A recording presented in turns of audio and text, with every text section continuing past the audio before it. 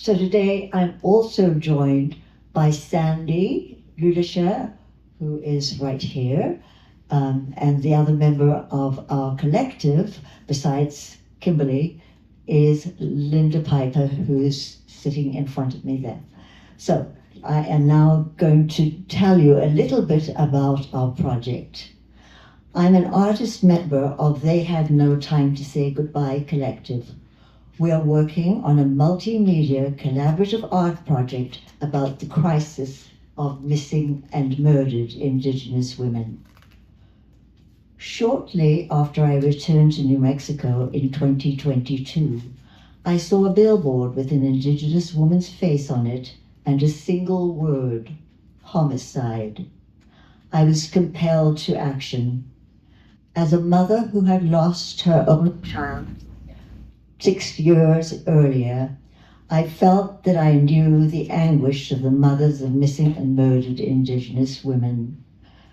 But how to address this sensitive topic without being labeled yet another cultural appropriationist? A Native family visited my studio and I told them of the fledgling ideas. I asked, how do you feel about me, a privileged white woman, working on this topic? I was told that I should use my privilege to help get the word out, that the more advocates bringing this crisis to public attention, the better. Next, I consulted with my friend Linda Piper. Linda is an activist, writer, theatre director, and storyteller. She was a great help in guiding the focus of They Had No Time to Say Goodbye. Then I met Patricia Yazzie, a Diné woman who was born and raised on the Navajo reservation and worked as an educator with Indian Health Service. Her input was invaluable. Next, Sandi Ludescher, a figurative painter, offered to paint portraits of actual missing and murdered Indigenous women. These are the women whose families gave us permission to share their lost loved ones' images through local lawyer, Darlene Gomez. One of the portraits Sandi has painted is of Mona Vallo. Her body was found on Route 66 in 2022. She was a resident of Acoma Pueblo, and the perpetrator has not been found. Now, in a few minutes, Kimberley Wahpepah will talk about her experiences as a trafficked Indigenous woman, also her work as an advocate for trafficked Indigenous people. If you are an artist, please get in touch with us about etching an Indigenous woman's face on an X-ray.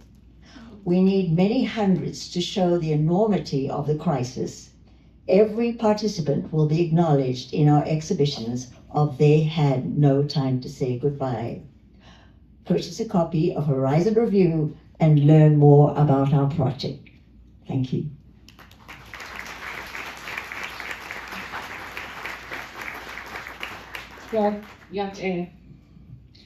My name is Kimberley Wahpepah. I'm a survivor of human trafficking.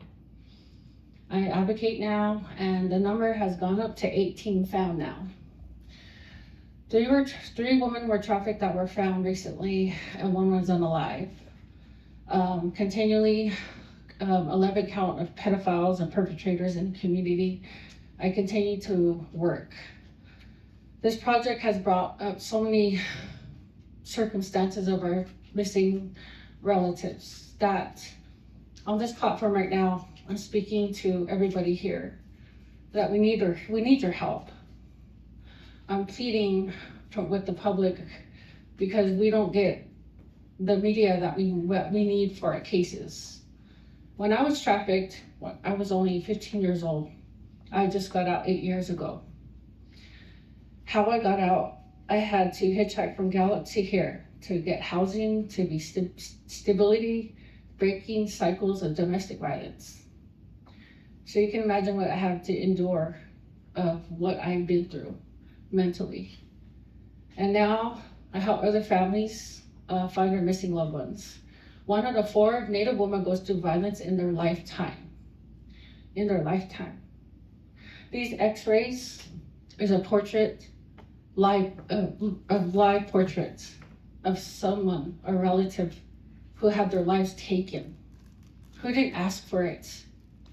When I was trafficked, who would look for me?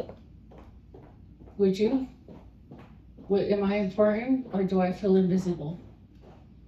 And this project, we need everybody in the community, because this is a cycle that's been continuously happening. We need solutions and problems, because when you look at the art of the X-ray, would you imagine looking for your lost loved ones and no one's not finding them? Can you imagine when you look for someone that's murdered, their X-rays, their portraits of who they really are? They are people. They are someone's sister, brother. So how deep this art is. It's not art though. It's someone's story, someone's experience. Imagine bringing that awareness to the forefront of the front lines of what's happening here in the United States, Canada, and Alaska.